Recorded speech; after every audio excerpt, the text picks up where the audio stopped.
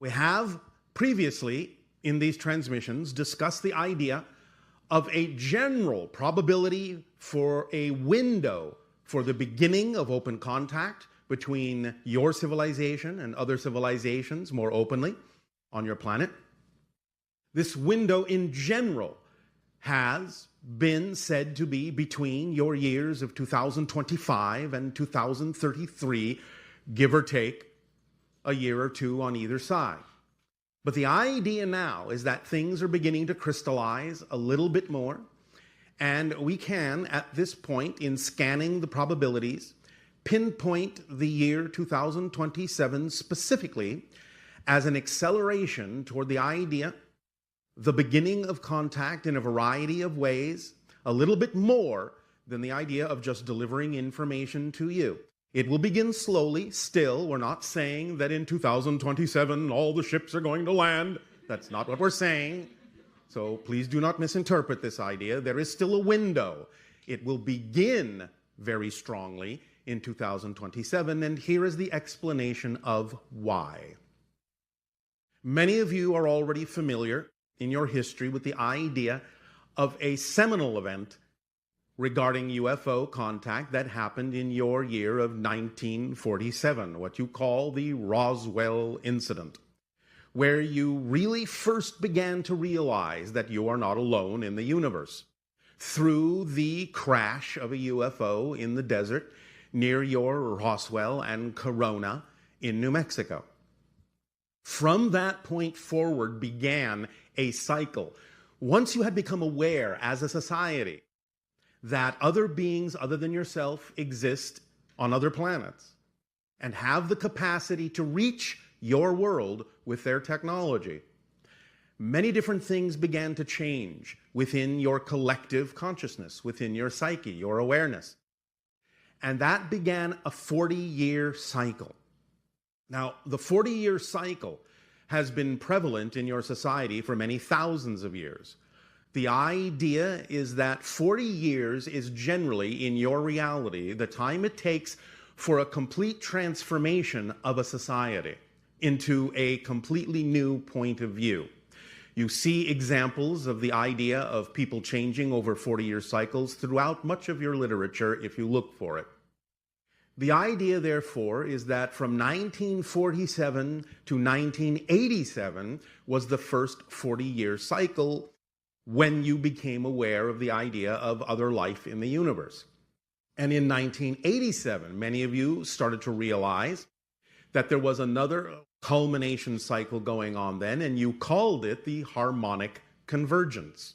And at that time, we began to bring through more information about what's going on out in the universe and how different kinds of societies relate to your world, specifically about the idea of the beings you call the Greys, and how we first began to explain the real legacy, the real history of what that society was all about, being that they were originally humans on a version of Earth in a parallel reality that did not necessarily take care of their world, that destroyed their version of Earth through their technological means and their lack of spiritual context, and mutated themselves eventually in order to survive into the beings you now know as the Greys. We told you this story and helped you understand that the reason that they came from their reality to yours and many other versions of Earth was to access viable human DNA, since they were no longer able to reproduce, and with that DNA and their technology, create a race of hybrid beings that would continue their culture so they would not die out. As we have explained many times, of course, we are one of those hybrid civilizations. And Earth, in a sense, in its evolution, is becoming another hybrid civilization.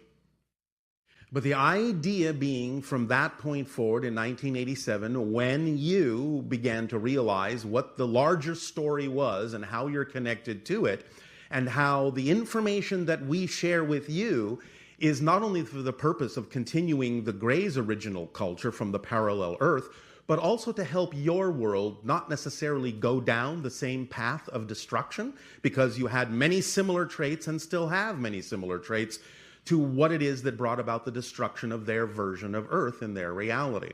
But by disseminating and absorbing this information into your society, you have the option they didn't have.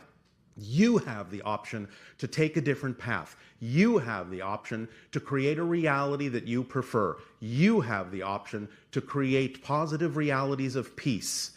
So the idea here then is we are now nearing the end of that next 40-year cycle in 9 of your years in 2027. And that's why 2027 is now the focal point when the next 40 years, the next phase of contact can begin. It will accelerate at that point in a variety of unexpected ways.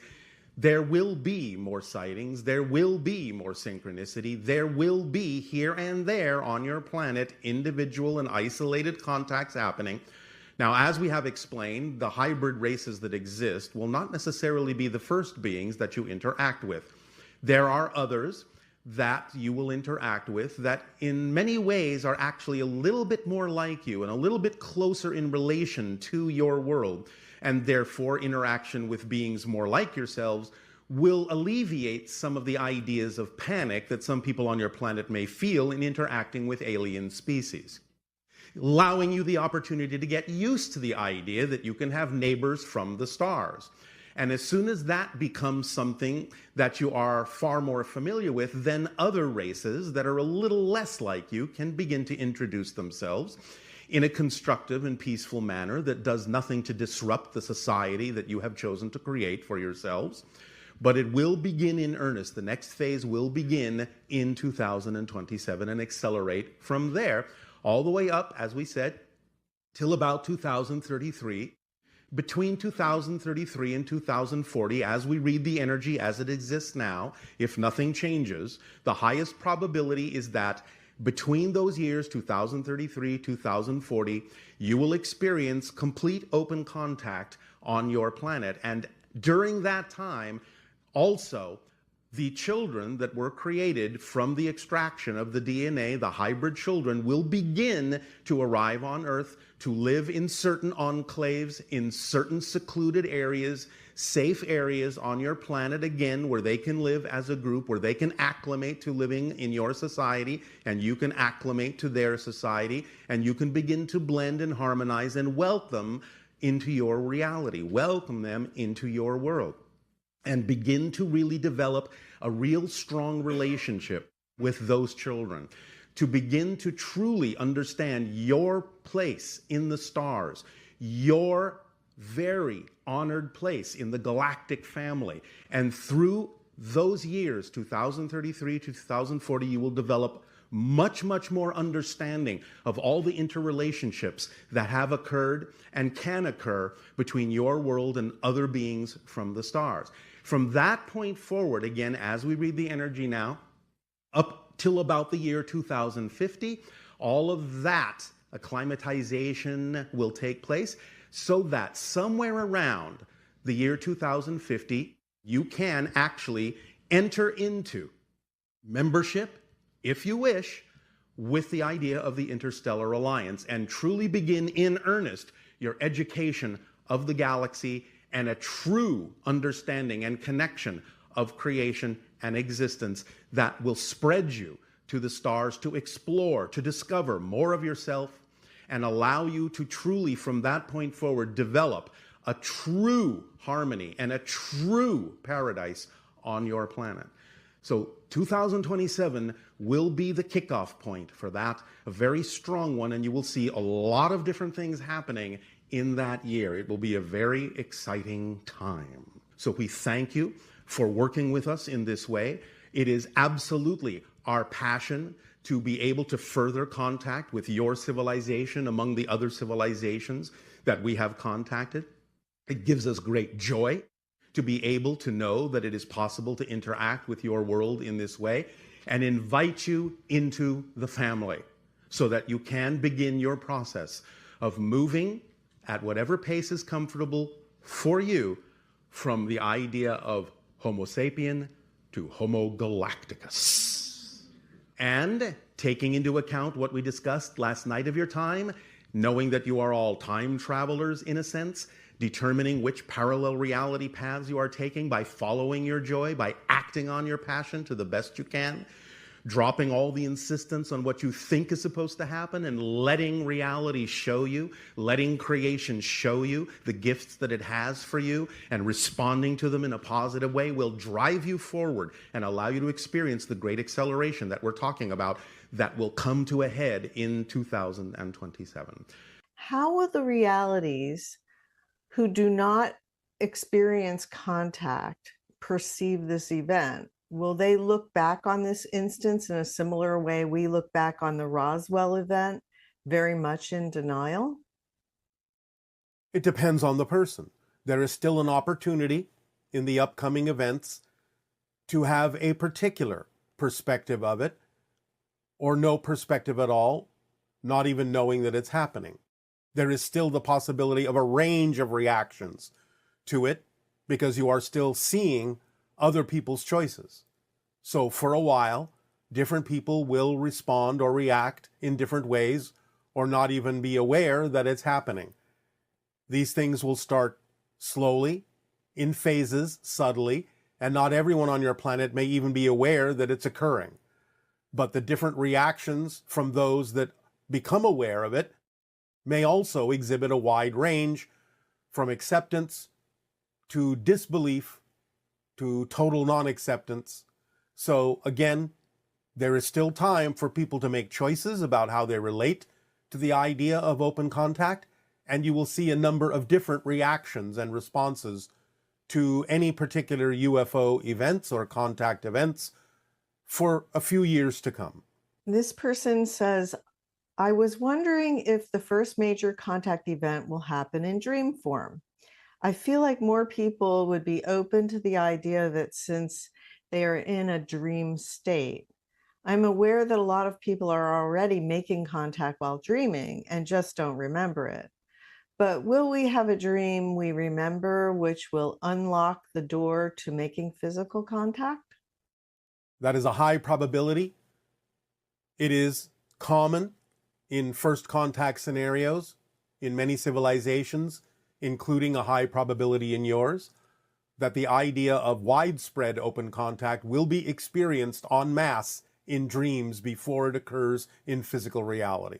Will open contact happen on a large scale, visible to everyone, ensuring that no one is left out? No, because again, there are those who may choose not to experience it. It will happen for those who are willing and open to experience such a thing. So again, the scale of it will happen in phases, will unfold in phases. And those who are open to the vibration will experience certain aspects of it. And this will change over time and broaden over time. But there will be those who are simply unwilling to experience such things, and we have to respect that. Therefore, vibrationally, they will simply not be capable of participating in the experiences that others may be open to experiencing. And what will be the impact on those with religious beliefs when we establish open contact? Will they resist, or will you assist them in gaining a deeper understanding of Jesus and God? We will assist where we can, where people are willing and open to receive assistance. Again, there will be a range of responses and reactions based on people's beliefs, be they positive and or negative. And again, this range of responses and reactions will still exist for quite some time as you process what is going on, as you work through things and determine for yourselves which track you ultimately prefer to be on. And how are you feeling regarding the current UAP issues with the US government? Will we make progress soon for disclosure and contact? You are making progress. The term soon is relative. But again, progress will be made in a number of different ways, not even necessarily so much by your government, although there will come a time when they understand that there really is no other choice but to reveal what they know, at least to a large degree. Because the movements that exist in the public domain will have advanced farther at a certain point than the government's abilities to interact and expose the information that they are aware of. So it will happen as a multifaceted approach from different corners of different public interests and different public activities, and come together at a certain timing, again, through the window over the next decade or so. And since it's the year one of Countdown to Contact, can you tell us more about the ET races that we could encounter, like Sasani, Pleiadian, Yael? Again, it is most likely that those most similar to you, such as the Pleiadian civilizations, will be among the first that you will experience when open contact begins in earnest. Hybrid civilizations you will experience. Yael will likely be first because they will be the ones bringing the hybrid children to Earth eventually. My civilization, the Sasani, will not necessarily be first, but we will be in the mix further down the line, as well as other civilizations. You've mentioned that a lot of ET races use similar ship types. We could, of course, reach out telepathically, but are there also physical differences in the ships we would notice, for example, between the triangular ships Pleiadian, Yael, Sasani use? Well, again, yes, of course. You have witnessed many different types of ships that have many different kinds of functions, and different civilizations usually have types of ships that are relevant for them. A lot of civilizations will use the saucer-shaped ships. Many will use triangular-shaped ships. There is a kind of exchange that does exist between civilizations of some of the technologies. And so the use of different kinds of ships has become more mixed over time, with different civilizations acquiring the technologies of other civilizations. Many will use the cylindrical mothercraft or city ships, because that is a convenient form, although some will also be spherical. But again, you can't always necessarily tell what civilization now because of the mixing of technologies.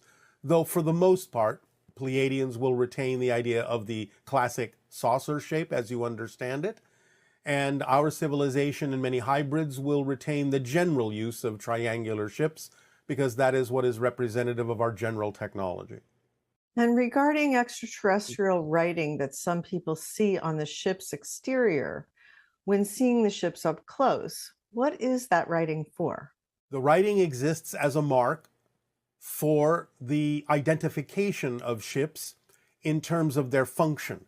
And it is, in a sense, read as a code vibrationally that is telepathically received by those who are sensitive to it to understand the function of the ship and its nature in terms of how it is telepathically connected to those piloting the ships.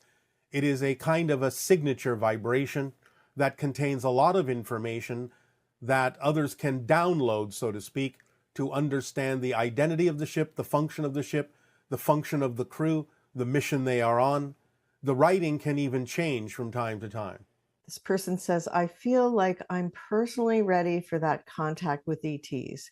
Can you speak a little more on how we can embody, accelerate, and integrate for first contact? Follow the formula as precisely as you can, as often as you can, to accelerate your vibration and make you more vibrationally compatible with the idea of contact. Is it possible for, or probable for some of us to witness humanity becoming an honorary part of the Galactic Alliance? At 21 years old, I'm hopeful that the advancement in technology and healthcare might make it a reality within my lifetime. Yes, as long as an individual doesn't choose to leave the planet during the time of open contact, those, especially of a younger age, are highly likely to experience the idea of open contact and a relatively large chunk of the full spectrum of contact over time. For me, this first contact is not really a science event or a fruition of a science fiction dream. It is a cultural event, sociologic, like in the film Close Encounter of the Third Kind. Can you speak to this?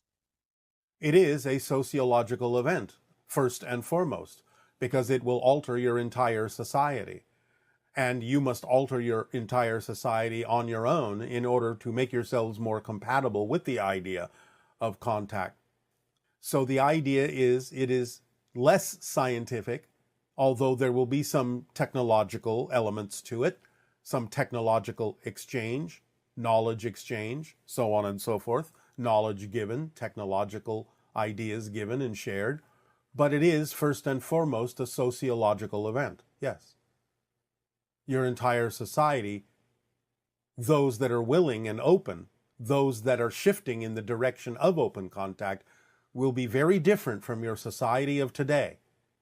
So the idea is that, yes, primarily it is sociological. The idea of humans organizing for contact. In what shapes or form would you suggest or inspire humans to organize themselves so they can globally have a more joyful and exciting open contact experience? Some of that type of information will be being delivered in upcoming transmissions that have to do with what we are preparing you for now. As we said, this is Countdown to Contact Year 1, and we will begin to make certain suggestions for actions and behavioral changes in members of your society that have to do with what we are terming the Interstellar Alliance Sociological Experiment. And it will be delivered to you in a variety of steps over time in the upcoming year. So some of those suggestions will be forthcoming in the upcoming transmissions. You've recommended putting up a picture of an alien in our windows. I've had little children, and in speaking to them about contact, I'm not sure they're ready to see an alien in the window. Do you have other suggestions for the little ones? Depending upon their age, your children are already exposed to many representations of ETs and other kinds of beings in their programming on television and in movies. You can simply be creative and imaginative and choose representations that you deem to be, shall we say, cuter than average, so that children can relate to them, and use those instead. When contact is made, what reactions do you anticipate from us?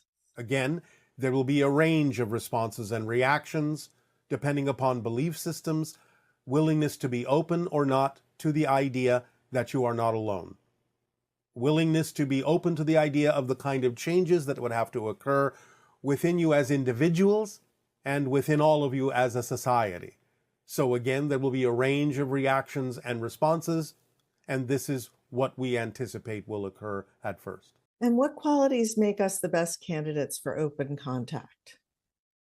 Love, peace, creativity, imagination, and a willingness to be your true selves, a willingness to raise your vibration, a willingness to expand your consciousness, a willingness to connect to all that is in a variety of ways. Okay, and did the ETs want to intervene when they saw how humans are destroying the planet, or is this that would not be the correct path? Or is that what's happening now? That is what is happening now to a certain degree. It has been allowed in the past that certain cultures destroyed themselves. At this time, the passage of Earth in its evolutionary path is vital to the cosmos and will not be allowed to be destroyed again. And thus, it is now time for what you might call an intervention, but not in the way that you might think. Nevertheless, the preservation of humanity and the preservation of Earth at this time is of paramount importance to the universe in a variety of ways that again will be explained to you after open contact. You will understand them. And in our neighborhood of ETs, are there other planets that are so biodiverse and amazing in terms of the biological aspects of the planet? There are many planets that are extremely biodiverse, even more so than the Earth. But the idea is that your immediate neighbors are not necessarily so biodiverse. So This this is is for the purpose of allowing you to gain familiarity with them in a way that you recognize as being somewhat similar to your reality, so that, again, you have more comfortability in interacting with them. Later, you will be introduced to those that are far more biodiverse than you, far more alien than you. and ultimately all of the extinction that's occurred on this planet with advanced beings or advanced technology, all of this can be retrieved, similar to the Greys coming to Earth and needing human DNA. It can all be retrieved, or at least what is relevant can be retrieved for humanity's evolutionary path forward. Yes. Great. And again, Oh. remember that many different things will be introduced to you, where you don't have to necessarily retrieve them. They will simply be given to you. Would you be able to provide insight into the factors that have influenced the likelihood of the Pleiadians being our first major contact in 2027 rather than the Yael or the hybrids? Well, hybrids and Pleiadians will both be part of the initial open contact introduction. But the Pleiadians have been working with humans on Earth in a variety of ways behind the scenes for quite some time. Therefore, they will be one of the first to be introduced into your society because they have already been working with your society, with many members of your society, for a while. You mentioned that open contact might begin with ships revealing themselves in a stationary way, perhaps offshore, to give us time to adjust to their presence. After that, the ETs would introduce themselves to us. Could you share how long after we start seeing the ships that actual contact might occur? And how will these meetings take place? Will they be face to face, or will the ETs use technology such as communicating through our computers, TV broadcasts, or some form of AI projection? The preponderance of sightings of our ships will increase in your year of 2026 and 2027. It will be about a year to 18 months between the increase of the sightings of ships and the introduction of extraterrestrials to your society more openly. This will be done through a type of what you would call a press conference, and they will be introduced physically to you, not through your electronic devices. So would actual contact that we're being told about in 2027, would that just be the presence of the ships, or would that mean that that's just the beginning? That is the continuation of the acceleration of the sightings to let you know that we are here, and in 2027, you will actually be physically introduced to the occupants of the ships. What will be the first technologies that'll be introduced to humanity after open contact, and how soon might we start using them? Over the course of about 5 years after the introduction of extraterrestrials openly to your society, there will be the introduction of things that have been being worked on between some of your scientists and extraterrestrials for quite some time. Certain kinds of holographic displays, free energy devices, the idea of medical advancements, genetic advancements, so to speak, in that sense, and many other technologies being introduced that have been being worked on for quite some time. Can you tell us anything about how Western medicine will change after the first contact? Well, again, there will be an increase in the understanding of genetic structure and alteration of genetics.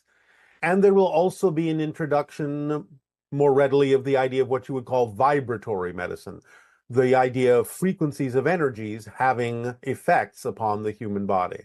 Okay, and will contact with aliens happen primarily on a higher consciousness level, or will we be able to see them and interact with them in the physical 3D realm like we do with other humans? Physically. Of course, interaction with them physically over time will allow you also the opportunity to become more aware of the connections that exist on higher frequency levels. And this individual is saying they're currently studying to become a counselor. I've been thinking that when open contact occurs in 2027, Many people might need support to process the experience and everything that goes with it. Is that accurate, or does being on the timeline where contact occurs mean that people will already be mentally and psychologically prepared for these extraordinary events? No, they will need support. They will need assistance, many of them. Not all of them, but many of them. Some people will be better prepared and some people will be less well prepared. And so they may require some support. And in a recent Q&A, Bashar said, or you said, that the question that hasn't been asked yet is why now for open contact? I would love to know more about that. Well, again, it has to do with the ending of one cycle and the beginning of another, as even has been foretold and predicted by many indigenous cultures. The recognition that there have been many cycles on the earth, many shifts of reality on the earth that take you from one age to another age. And this is that time again. So it is the recognition of going through the process of transforming from an old age to a newer age, from shifting to one reality to another. And as we get closer to 2027, this person's saying they feel very excited about open contact. How do they keep their energy in a grounded state while they're so intensely interested in extraterrestrials and the experience of open contact? How can they best prepare? Remember again, follow the formula: in service to others, in service to humanity. That will keep you grounded. Their question is about 2027 contact event. Many years ago, they knew about this prediction, and they wanted to know how this is possible that they were told this in the past, and how they received it, and how this technically works with the experience of channeling. This has been laid out on many people's life path to be at this time incarnated during this event, to usher in the new age and usher in the connection with extraterrestrial beings that will help humanity evolve. So the idea is that being laid out on your life path from the soul's perspective, sometimes there will be certain moments when your consciousness may connect to the awareness of what you laid out on that life path, and therefore receive information that would then unfold in what you call the future, linearly speaking. What will happen to the Vatican post-disclosure 2027? Will the secret texts in the library be revealed? Yes. All will be revealed in the years following open contact. Now, is that after 2027, or is that after we actually, the year that follows, where we're having more of a level of contact than simply Well, that still all happens after 2027, 2027? whether it takes a year or 5 years or 10. It's I see. all within the time frame of the acceleration of full disclosure after the introduction of extraterrestrials. So many things that have been hidden will be revealed, either very, very soon after open contact or within the years that follow. So does Pope Leo have an ET connection, and will he be integral with disclosure? Yes, Why have all the enlightened beings in history been male? they're Have not. the, have the females just been erased because of the male domination agenda? Yes, but they have existed. Are And there it any? will again be revealed when your history is shown to you by the extraterrestrial. Okay, do you want to mention any of the enlightened females? You will not recognize it until it is shown to you. You've mentioned that Jesus never really meant to start a whole religion, that he was just trying to show us how to awaken the Christ within, that we can be like him. I am thinking that open contact will expose many truths about religions. How will people adapt to this, finding out that Christianity is not completely understood as it was initially transmitted? And what will happen Religion on to your planet, religion on your planet in its present form will no longer exist by the year 2050. It will be more the understanding of direct spiritual contact. Okay. If you wish, in retrospect, since you are now talking about it from this perspective, one of the enlightened females is the being that you call the Magdalene, who should have been the continuation of Jesus's teachings, but was not because of male domination. Where does the male domination issue emanate from? Was it something having to do with how we were originally created? No. Is there any more that you can help us understand why this is our challenge to balance? For now, I will just say it comes from forgetfulness and fear, from a feeling of disconnection and disempowerment, from a depth of that experience and the attempt to control, to regain connection, even though that is not the way it works. The male seeks to dominate outwardly. The female seeks to understand control inwardly. In the cycle of the earth that is now ending, the understanding that trying to control the outer reality is an illusion. It is going within where control is understood, where control is found, where connection is found. And this is why the rise of the feminine energy is now so important and critical in your society. But in the forgetfulness of past ages, those that sought to regain connection could only imagine the idea of it happening from attempting to control the outer environment, to dominate. So the amplification and magnification of the male side of the energy became accelerated until such time as you have arrived at a point where you are beginning to learn that it is an illusion to try and control the outer reality, since the outer reality is itself a projection or an illusion. And you must go within to regain your sense of connection. And that is why the feminine energy is now rising and must form a balance, so that there is a balance of your relationship between the inner and the outer. So what we are talking about working on here today with the concept of flipping the switch and using the concept of your shifting through parallel realities to get a better bead on the idea, a more precise understanding of the idea of manifesting the parallel reality you prefer, is to focus on the idea of creating a greater degree of difference than you normally do, so that you will be able to feel the shift, to see the shift, to perceive the shift more viscerally, more concretely. And the idea, thus then, is to allow yourself the opportunity to let go of the definitions that you have been brought up to believe are necessary for the labeling and defining and designing of the parallel realities that you do already automatically experience, so that you can design, in a sense, the parallel reality that is more in alignment with the parallel realities or sequence of parallel realities that you prefer, that are more representative of your true nature, your true core frequency, your true natural self, your true vibration. Here's what you can begin to do. Just have an overall image, an overall representation of your life as it is.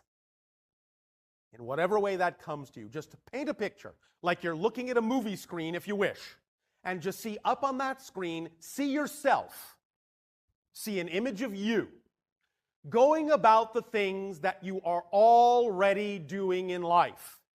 Nothing different than what you're already doing. It can be anything on a day-to-day basis, this and that, big or small, doesn't matter. Just see yourself as you are. Now, when you are ready, blank the screen, wipe the screen. Now, replace it with an image of yourself going about your day-to-day business in what you consider to be, for now, your preferred, desired, ideal reality, your ideal life. Fill that movie screen with your image and look at all the things, create all the things in it that are representative of what the things are you would be going about doing in your ideal life, your ideal reality. Some of them may be the same. Some of them may be different.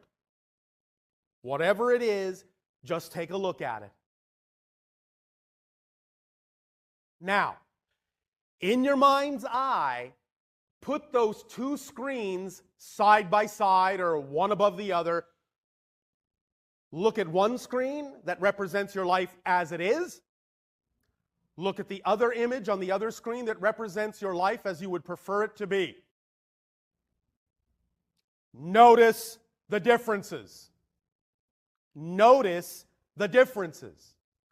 Notice the similarities, but notice the differences. Whatever differences you noticed, from small to large, are the things that represent vibrationally, symbolically, representationally, that ideal life. Whatever symbol you conjured up represents vibrationally that preferred parallel reality. Because that is a real, already existing parallel reality. And that version of you in that reality already exists as a real person in that universe, in that reality, which is a completely different reality than the screen that represents your life as it is right now. Again, allow yourself to remember the differences, but understand that these two realities coexist right now, simultaneously, interpenetrated, overlapping, only separated by the slightest difference in vibrational energy. Now, it may be a slight difference, but if the picture looks very different, then it is a difference that is enough of a difference in vibration that you are noticing the difference. And that's the key. Different enough that you notice the difference. Different enough so that it's not in your mind, as you are used to experiencing, a smooth continuity from one second to the next, but would be representative of some time passing in between. In other words, some of you might see the image of the life as it is now, see the image of the life that you prefer, and you might automatically find yourself assuming that it would require some span of time in order for one to change to the other. The thing to understand is that it actually, in a sense, requires less time than you think, and in fact actually uses no time at all. When you decide, when you choose to actually be that person in that reality, it will happen instantaneously as a shift from whatever parallel reality you were experiencing a moment before that. But you can create the illusion of process, the illusion of time lag, the illusion of linear continuity to make it seem as if it's taking time to become or experience that reality. But that reality exists right now. So manifestation in this context is simply the degree to which you are willing to allow the definition, no matter how different it looks, to actually be real right now. To know that it exists right now, and most importantly, in this particular permission slip, to be willing to actually be that person in that representation right now. When you go back now and look at the two images you created, and if you see differences in them, one of the differences you will probably see is a difference in how you behave in the two realities. Many people on your planet, when they imagine themselves going through their day-to-day existence as it is now, and then imagine themselves going through their day-to-day existence in the reality they prefer, will suddenly realize there is a great degree of difference in your behavior, in your body language, in what you're wearing, in your attitude, in your energy. Look at the difference in you in those two images. It is important to understand the following. This principle is paramount here. You cannot experience what you are not already the vibration of. So the idea is, if you see that version of you in that preferred ideal reality doing certain things, the you are now is not capable of experiencing those things unless you actually start being the person in that image. If you don't behave like that person, dress like that person, talk like that person, walk like that person, think like that person, feel like that person, you will not experience the things that person is experiencing, because that is not just a different version of you. It is a different person, literally, entirely. And you, the greater you, as a consciousness, can shift between the person you're experiencing yourself to be now and the person that is represented in that ideal scenario. That you, the bigger you, the consciousness that you are, will be the same, but the person, the physical construct, the temporary personality that you consider yourself to be as a physical being will literally not be the same person, because you are not the same person from moment to moment to moment to moment. As we already said, billions and billions of times a second, you're actually becoming literally, quite literally, not metaphorically, quite literally, a new person billions of times a second. The idea again here is to pay attention consciously to the fact that you can design the person, design the reality to be different enough so that you can actually tell the difference, that it is really a different reality, a different you, a different universe. And that's what this exercise is designed to do, is look at the differences so that you can know that when you shift, you're shifting totally, utterly, totally, and instantaneously. There is no real time lag at all between becoming one reality and another, between experiencing yourself as one person and another. None whatsoever. But you can create this continuity, this illusion that there is, or you can start to let that go. Now, it will not let go entirely, of course, as long as you still have a reason to experience the physical reality idea at all. We are not talking about eliminating it completely, although from time to time, as you do these kinds of exercises, as you gain this kind of insight and this kind of knowledge, you may find space and time becoming a little more slippery. You may find things happening very rapidly, maybe sometimes even instantaneously here and there. This will be somewhat sporadic, but it can accelerate. Nevertheless, you will still retain some sense of space-time in order to have a context in which to experience the idea you call physical reality, but you can allow your experience of it to become something far more different than what you're experiencing now, accelerate it far more rapidly than what you're experiencing now. Again, not literally accelerating it. When I say accelerate it, I mean experience as if you were accelerating, because you're already shifting as fast as you can. You're already shifting totally. So you can't shift more than you do. You can't shift faster than you do. What you can change is your perception, your experience of the idea, so that you can become aware of the fact that you are shifting totally, shifting instantaneously. That's the whole idea to this exercise, to become aware of the fact that you're already shifting totally, already shifting instantaneously, and you can't go any faster. The way, as we said, to recognize that is to create a parallel reality that is different enough that you notice that you're shifting immediately and totally. So the idea is, as you see that image and you see that version of you there, start from this moment forward, from this day forward. Start being, start behaving, start mimicking that version of you. Because that's what your imagination, that's what your visualization is for, is to create the state. Because if you really, really are having an image in your mind that's representative of your ideal reality, not only will the version of you in that picture, look excited, you'll start to feel excited about that reality. You'll feel that energy now.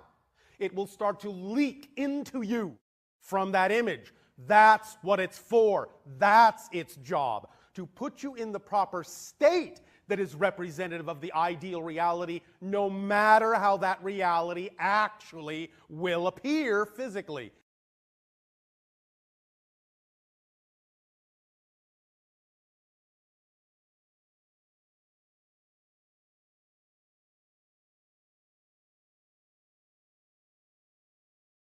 In the sense of a spirit that is capable of lowering its vibration enough to be perceived by the senses of the living, that you typically refer to as a ghost, a spirit, when it appears in your world, in your reality. The idea being that spirits who pass over, as you say, who die, who transition, may not always go all the way for a variety of reasons. Some may have unfinished business on earth. Some, because of their belief systems, may not have had a particular expectation or assumption of what they would experience in the so-called afterlife, and thus be a little bit confused about where they are. Some even may not even know they're dead and are wandering, looking for reasons why no one can hear them or see them.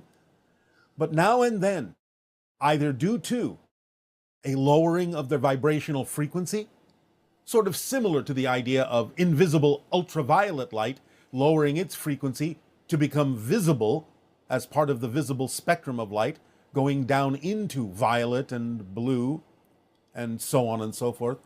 If they lower their frequency, they may become visible to those in the physical realm, or those in the physical realm may have enough sensitivity to perceive that spirit, even though it may not always be visible to everyone.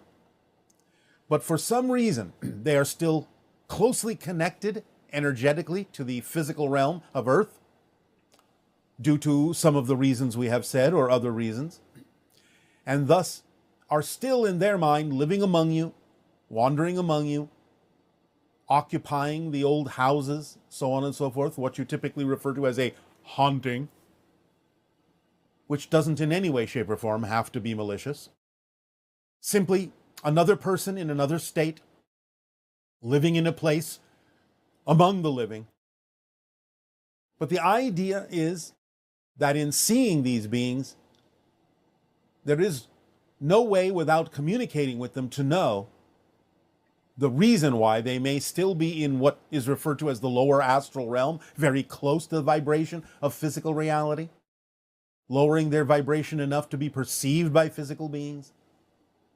And this is the older and original definition of an exorcist, sort of a spirit psychologist, to communicate, find out why that being is in that state, why they're still lingering around Earth, which doesn't always have to be for a negative reason.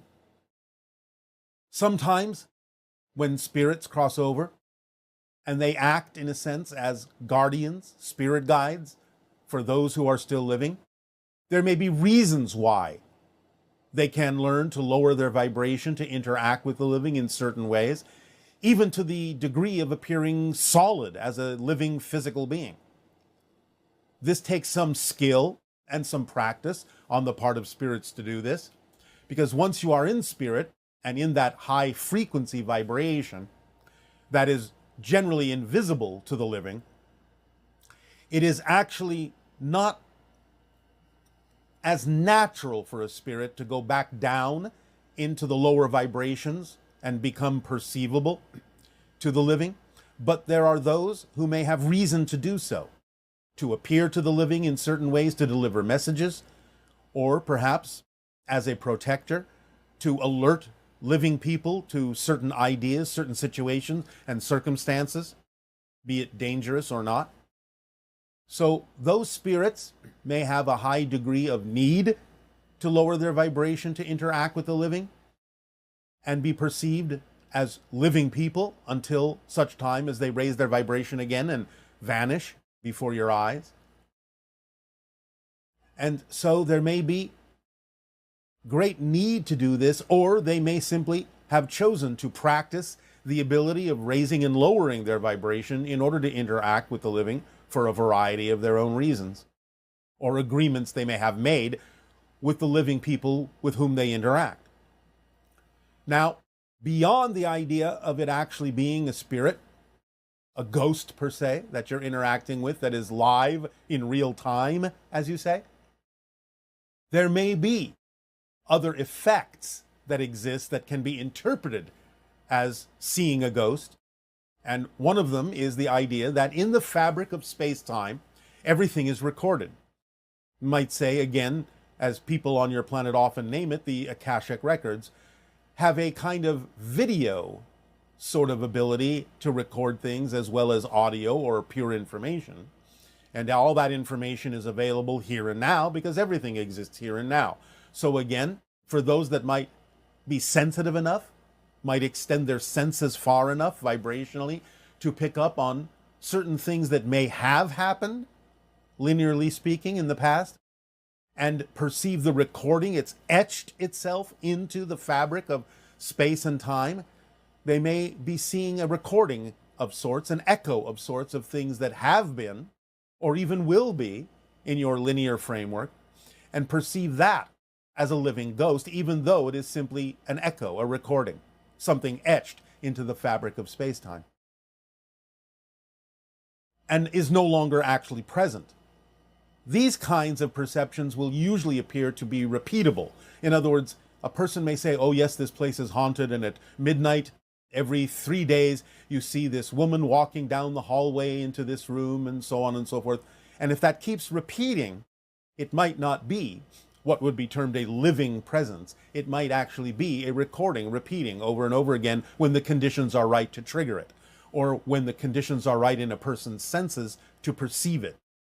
So a lot of things that repeat themselves that way may actually not be a living presence. It might be, but it may not be, because it could simply be etched into the fabric of space-time and repeating on a loop. Another way that people might perceive the idea of a ghost that is not a ghost in the classic sense is the idea of peering into parallel realities.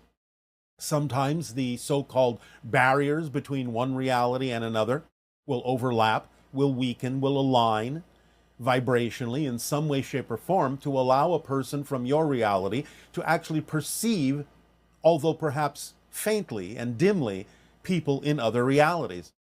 And therefore, in suddenly seeing an apparition wandering through your reality, you might perceive it or think it to be a ghost of someone who has passed over, but in fact you are actually seeing a faint representation of a person in another reality who is just going about their business, but may seem to you to be a ghost.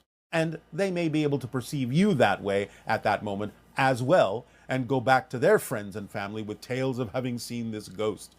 And they're just describing you, because again, the veils between the different realities may have weakened for some reason at that point, because these fluctuations do often happen. There are doorways and portals that open to different dimensions on a regular basis, and some of them are random, and sometimes these openings and closings can allow one in your reality to peer into other realities temporarily until they close again. And sometimes these are interpreted as spirits and ghosts when they are not, in the classic sense, such a thing. But the idea of this season is to allow yourself to open up to the potential communication that can exist between you and spirits, spirit guides, family members who may have passed on, soul family groups who may never have even incarnated. It is the ability of your senses to stretch into that realm, especially if someone close to you has died and is encouraging you to stretch your senses to connect with them in the spirit realm. This is the perfect season and timing to allow yourself to practice this. And this will be the subject of our meditation today, to give you an opportunity to do so. So, allow yourselves during your Halloween season while having fun playing scary, while having fun being spooked out, while having fun imagining all sorts of strange apparitions and so on and so forth. Keep in a corner of your mind the realization that this, in the vibrational cycles of Earth, is also when the veils are thin between the physical and the non-physical. Because remember, the physical is just a projection of consciousness. You yourselves, in a sense, are projections of consciousness as physical beings. So you yourselves, in a sense, are all ghosts, because your natural state is as a spirit, and you are just pretending to be in a physical, solid reality. So you are all ghosts in physical reality, which itself is a ghostly apparition of a consciousness idea that you are exploring. So in remembering that, it can amplify your ability to remember that all of these spirits are right with you and you are right with them, still in spirit with them, while dreaming that you are not. Allow yourself the opportunity to feel that and maintain that connection and increase that connection between yourself and the spirit realm, becoming more lucid and conscious about the fact that physical reality is, in a sense, just an apparition that you're playing around in. And allow yourself this opportunity, because as we do approach the idea of the window of contact and the increase in the splitting prism into different parallel versions of Earth, maintaining and increasing your connection to the spirit realm that you occupy now, right now, as your natural state, will serve you in a variety of ways that we will go into the closer we approach to the beginning of the window of open contact. And serve you with the idea of making contact, because many extraterrestrial beings are extra-dimensional beings and actually have attributes, just as our civilization does, of both physicality and spirit. And thus, the stronger you connect to the fact that you are a spirit, as you say, not so much a human having a spiritual experience, but a spirit having a human experience, you can identify with us more strongly every day and allow the idea of open contact to be a broader experience with many different kinds of beings who are not just physical extraterrestrials in the way that you think of us, but occupy many different dimensional planes just as you do, who are simply aware of the occupation of those planes just as you can become. And therefore blending and melding and merging the idea of physical and spirit in a way that allow you a great deal of freedom, a great deal of expression, and a great deal of being your true self and expanding what that really means in your world. What do I do when I don't know what my highest excitement is? Sometimes it feels like following my highest excitement is not leading me to the synchronicity and effortlessness I would expect, which leads me to not trusting my excitement and feeling confused. Other times, I just simply am not sure about what my highest excitement is, and I'm left confused, overwhelmed, and lost. Other times, when I think I'm clear on what excites me the most, I find moving towards that direction is met with obstacles, resistance, struggle, and general effort. I would love some guidance on what to do when you are feeling like you don't really know what excites you, what is your highest excitement, or when it seems like following your highest excitement is met with more struggle and obstacles. Thank you so much. Well, first of all, again, we remind you that acting on your excitement does not have to be acting on huge things like big projects or careers. Everyday things, all you have to do is simply pick the one that has a little bit more attractiveness, curiosity, excitement, or passion connected to it. It can be as simple as taking a walk or reading a book. Just decide what seems more attractive at that moment and keep choosing things that have more attraction than any other ordinary daily thing. And it will build and it will grow. But it also sounds like you're confusing the idea that there is red light and green light synchronicity, because sometimes even things that do represent your excitement, synchronicity is telling you this isn't the time to act on it, and so it will present an inability to do so.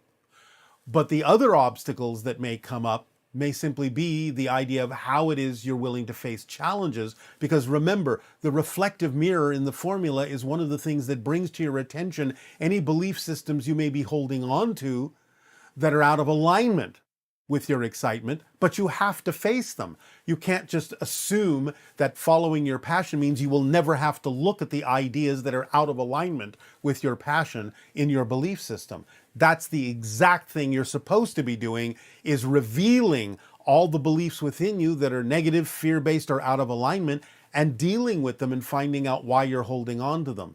So part of your excitement is to discover the things within you that are not your excitement, that seem like challenges. They don't have to be experienced as obstacles, but they will come as challenges, but you have to stay in a positive state, which is also part of the formula, in order to get a benefit of how you approach them to get and extract an advantage out of that experience. So even if something manifests that you objectively don't prefer, by staying in the positive state, you will still be able to get a beneficial effect out of the way that you look at it and the way you examine why it's there and why you may be holding on to a belief system that doesn't serve you. So you have to let go of all of these definitions of what you expect to happen, what you think is supposed to happen, and just deal with what's happening in the moment from a positive vibrational position in life, so you can get a benefit out of all of it, and keep it simple when we think of the idea of acting on your passion, instead of assuming it has to be some grand adventure. It can be everyday things. For example, the fact that you asked this question obviously was one of the more exciting choices that you decided was, at that time, the most exciting choice for you to do. So when this conversation is over, all you have to do is look around for whatever obvious things exist for you to act on. Take a walk, read a book, talk to a friend, eat a meal, and just keep picking the ones that are a little bit more exciting than anything else, that you have more ability to act on than anything else, and just keep doing that. It will lead to other things. We understand this is a very condensed, very rapid, very simplistic answer, but without actually engaging with you much more deeply in a private or personal conversation, this is what we can give you at this time to help you understand the whole process of how synchronicity works. When it's green light synchronicity, it allows you the ability to act on things. When it's red light synchronicity, it says this may be representative of your passion, but this is not the step to take right now. So look around for something else that you need to do, rather than feeling like you're banging your head against an obstacle. Don't just stay there and try to force your way through it. Red light synchronicity may be saying this is not the step to take right now. Look for something you are able to act on. Hi, Bashar. And to you, good day. I'm seeing your messages and videos for some time now. I'm so excited to have this meeting with you. We have deep appreciation for the co-creation of this interaction with you as well. I would hope if you could please help me understand a little more about the idea of physical experience related to the concept of being a projection of this consciousness. Yes, well, we sort of just described all of that in the monologue. Yes. So the idea, again, is that there are vibrations, frequencies of energy within the soul, frequencies of light, that cause patterns within the soul. Those patterns are focused by the soul in a way that projects those patterns into a kind of condensed focus point within the center of the soul, so to speak. And that projection of those patterns, that condensation of those energy patterns, creates a focal point in the soul that you call your physical personality. So it's projected that way. And because it is projected by those vibrations, those frequencies, then the physical personality perceives the idea of a reality around itself, which is made up of those frequencies. In a sense, it's almost like the physical personality seed or crystal at the center of the soul is seeing its reality projected on the inside surface of the sphere of the soul, as if that is the theater, that is the screen, 360 degrees in all direction, upon which the crystalline seed projects the idea of its consciousness, of its reality outside of itself, because what it's actually seeing is the, so to speak, inside of the sphere of the soul that it is. And that's where its holographic projection plays out, seemingly around itself, because the physical personality is concentrated at the center of the sphere that is the soul. Does that make sense? Does that answer your question? It makes sense, yes. But the question is about, I am perceiving this reality in, are you perceiving my reality? You are perceiving your reality? Yes. It's But we are agreeing to some degree to create something similar enough that we can talk about things as if we are sharing the same reality, even though we are creating our own reality. We're creating our own version of reality based on our connection and communications with each other, with everyone, to create a reality that is similar enough to the reality you're creating so that we can create what appears to be a shared reality, even though it is actually different realities. the experience is everything in the same moment. Yes. But you only Yeah. experience what you're focused on. Yes. So there are many aspects of what we are creating that are not visible yet, or may never be visible, because you may not need to create your version of that in order to experience it, because it may not be relevant to do so. But what you call the idea of the future are simply elements of the realities that we are creating with each other that are not visible yet, but they are there. So they become visible when it is relevant for them to become visible, because that's what you're now focused on. And from your linear space-time perspective, you call that becoming visible part the future. Yes. And the part that now goes invisible but is still there, you call the past. But all of it's there. It's just that it's different about what part of it becomes visible to you at any given moment in the present. So what I experience now with you, Yes. from my point of view, my perspective, it's a projection Yes. of my consciousness. You are perceiving the same, but in your point of view. I am perceiving something similar enough that we think it's the same. Yes. Okay. That's one of my questions. Yes, it's very similar to what you're experiencing electronically now in this particular exchange. In other words, you know that you're not actually seeing the physical body of the channel. You're seeing an image that has been electronically converted into images and sound that then open up on your computer so that you can see a representation of the channel. You're not actually seeing the channel's body directly, but you're interacting with it in a way that lets you know that there is such a being as the channel who is channeling a being like us, but you're not actually seeing the channel's body directly. You're seeing a projection. So it's similar to that idea. That's actually the same feeling, and like information, it's flowing through me. The same thing that I was feeling is what you just said. So Yes. it makes perfect sense. So thank you so much. Yes, you are so welcome. Is there a difference between an angelic or spirit guide or an extraterrestrial Well, yes. being? Yes. Although many of us have similar qualities, and so sometimes it can be challenging to tell us apart. Because, as I said, we have many of the qualities of spirit, and so vibrationally you may still think you're speaking to a spirit, even if you're speaking to an extraterrestrial, or vice versa. You may be speaking to an extraterrestrial that you think is a spirit. You may be talking to a spirit that you think is an extraterrestrial, because sometimes it's challenging to tell us apart.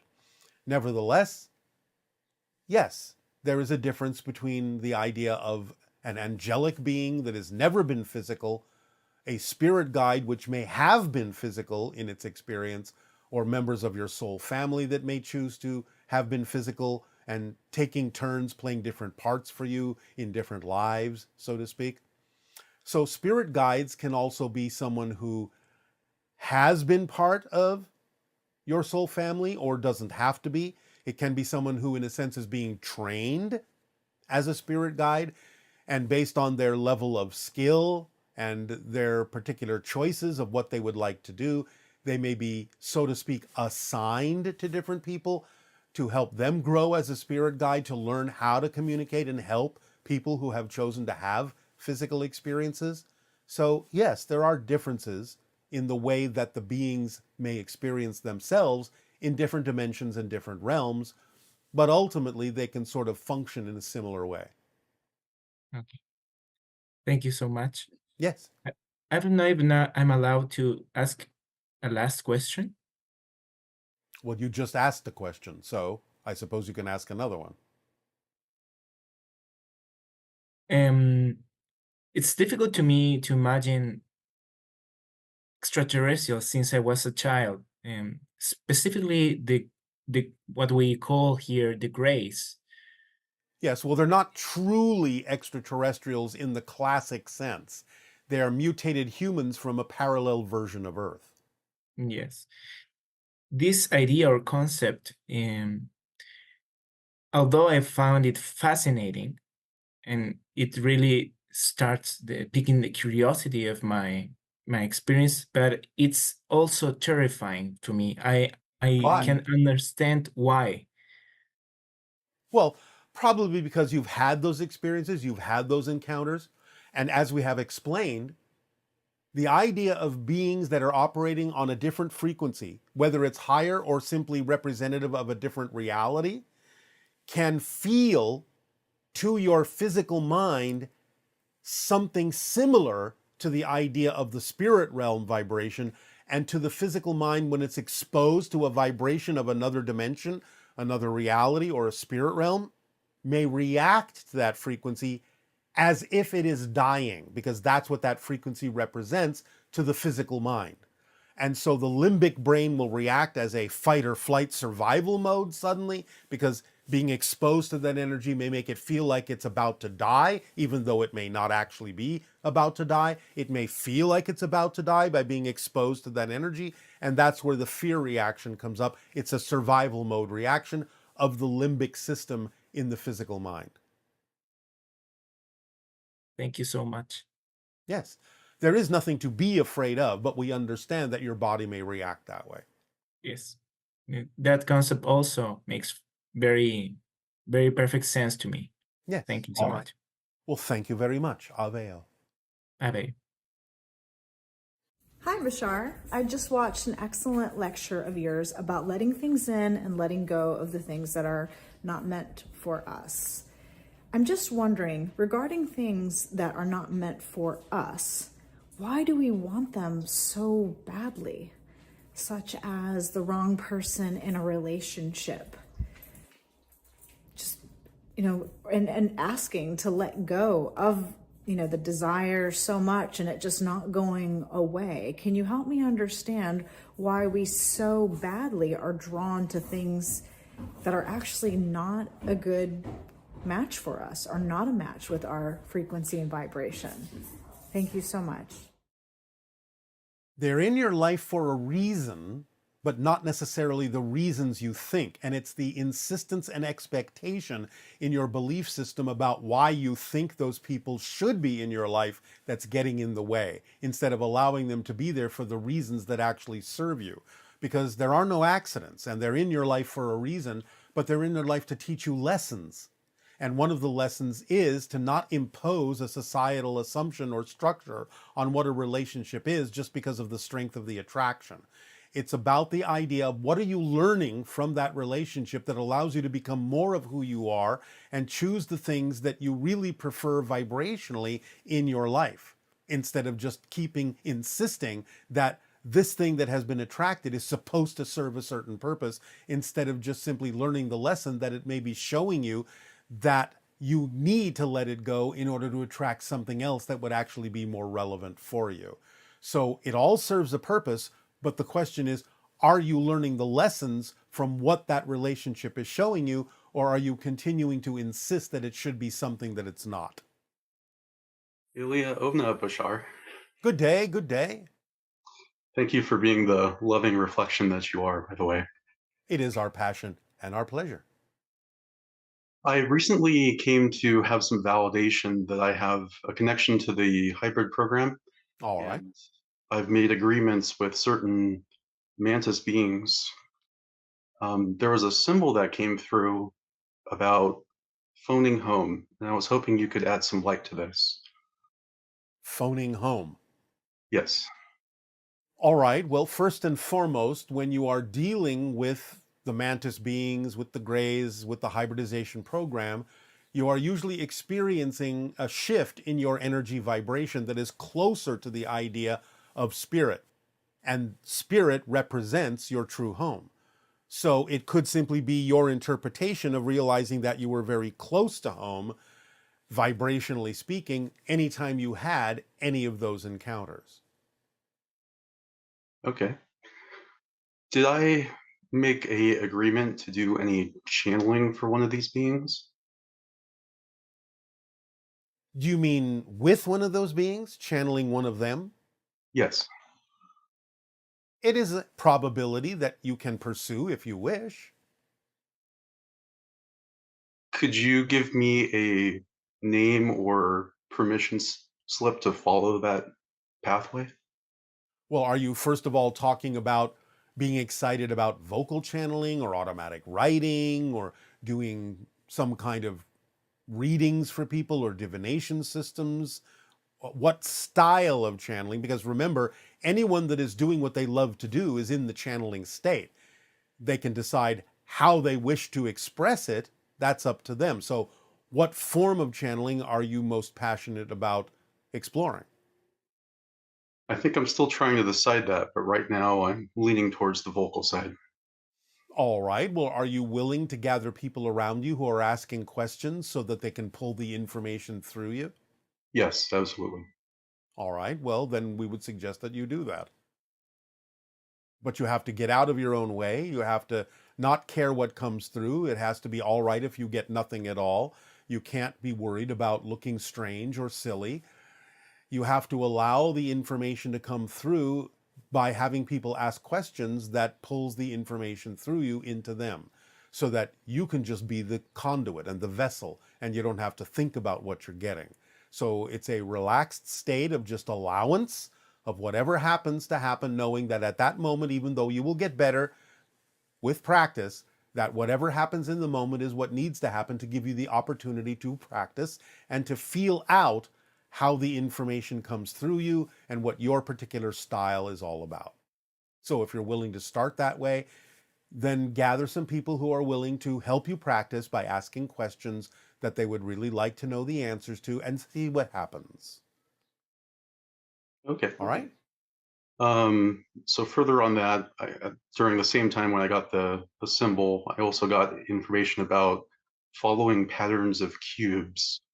And you mentioned something about how a cube symbolically is kind of grounding into physical reality. Is there any Yes. information you have about how that might connect to block DNA? How it might connect to block DNA? Yes. Why do you think that the cubes block DNA? Not block as in do not allow to proceed forward, but block is in term of a cube as a shape, I guess. All right. Well, it's simply, again, symbolic of the idea of physical reality in a grounded sense. That's why people instinctively refer to your planet as the four corners of the world. They think of it in a cubic form because that represents the idea of a very solid, stable, grounded shape. It's symbolic in that sense of a full experience in physical reality. Does that make sense? Yeah. So, separate question. So I've recently come across some information about uh, Tigetans. Is there anything you can add to the conversation about that at this time? We are not allowed to discuss that at this time through this particular terminal. Okay. Separate question then. So, nature of physics. So when we transition and our universe essentially turns into spirit and less crystallized in physical reality, what happens to that physical reality that was our universe? It remains within your soul. It remains within the oversoul. It becomes information that allows the soul to grow and make decisions about what it would like to do next. It's rendered into information, basically. Okay. So concepts such as life insurance is useful for those who have perception agreements with us who also agree to that. But in terms of our physical reality, that's becomes information. Yes, it all turns into information that the soul can use to decide what lessons to have learned from it, from the experience, how it all factors into what the soul will decide to do next for its personal growth. Okay. If because we are shifting realities, one of the things I wish to do is honor all the life that I encounter. So when I'm in a situation for like weeding a garden, I Yes. don't want to harm those second density life forms, but I recognize that I shift to an Earth where they're already different, but still I express the action of, well, I caused harm in the sense of my continuity. Can you help me address that perspective? Well, you must understand the idea that in nature, certain things sometimes do go through a cycle where they do disintegrate in order to reform. So if you do it out of respect, out of love, and fall into a natural flow of your relationship and your connection to nature, then you will find ways to do that that actually are in keeping and in alignment with the natural cycles of nature for things to be apparently destroyed so they can be recreated. It's what you simply refer to as the cycle of physical reality, the cycle of life. Okay, that makes sense. Yeah. All right. And then I guess lastly, is there any other information that is open to coming through at this time? When you start practicing the idea of channeling, make sure you allow yourself to adapt and to change in whatever way, shape, or form it seems natural for you to do so. Do not become rigid in the way that you think it has to present itself. You may at first start with your own higher mind, bringing that through so you can gain familiarity with what that feels like. And then you may start being aware of connections that you may have to other beings, like the mantis, where you then can, with further practice, bring through information from beings on that level as well. Excellent. Thank you, Bashar. Ilya Ave. You're welcome. Aveo.